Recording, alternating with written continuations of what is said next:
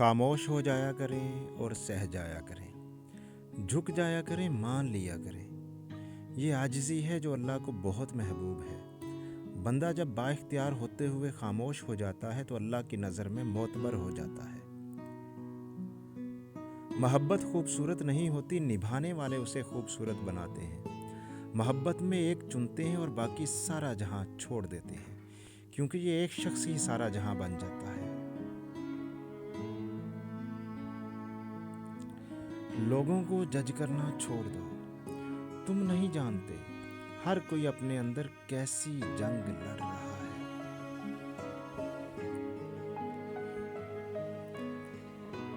अगर आपको रोकने टोकने वाला, डांट डपट करने वाला और आपकी इस्लाह करने वाला कोई मौजूद है तो अल्लाह का शुक्र अदा करें, क्योंकि जिस बाग का माली ना हो तो वो बहुत जल्द उजड़ जाता है।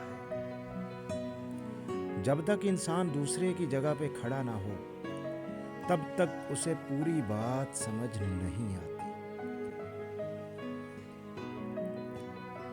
अगर आपने अपनी चाह में कोई कसर नहीं छोड़ी मगर आपका साथी फिर भी आपसे खुश नहीं, तो उसे आज़ाद कर दें और इसे ढूंढने दें। आपसे बेहतर यकीन करें, मोहब्बत ठुकराने वाले की तरफ मोहब्बत कभी पलट कर नहीं आती। अपने आप को माजी का कैदी ना बनाओ, वो जिंदगी का सबक था, कोई उम्र भर की सजा नहीं। अगर आपने किसी के किरदार का अंदाजा लगाना हो तो ये देखो कि वो हंसता किस बात पर है।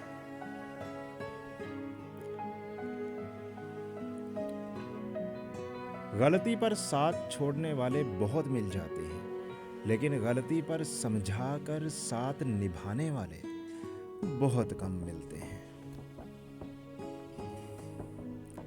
रूह में हया ना हो तो रंग बरंगे हिजाब भी काम नहीं देते।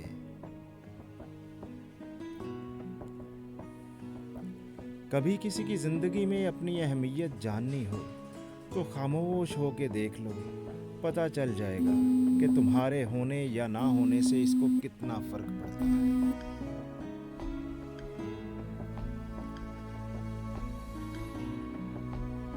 फासले कभी रिश्ते अलग नहीं कर सकते और नज़दीकियां कभी रिश्ते बना नहीं सकती।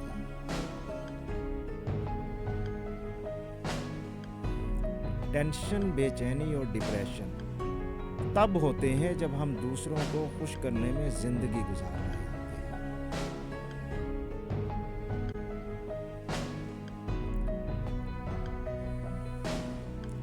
गम की एक बड़ी खूबी ये भी है कि इंसान को नरम कर देता है और अपने हकीकी खालिक, राज़िक और मालिक के करीब कर देता है।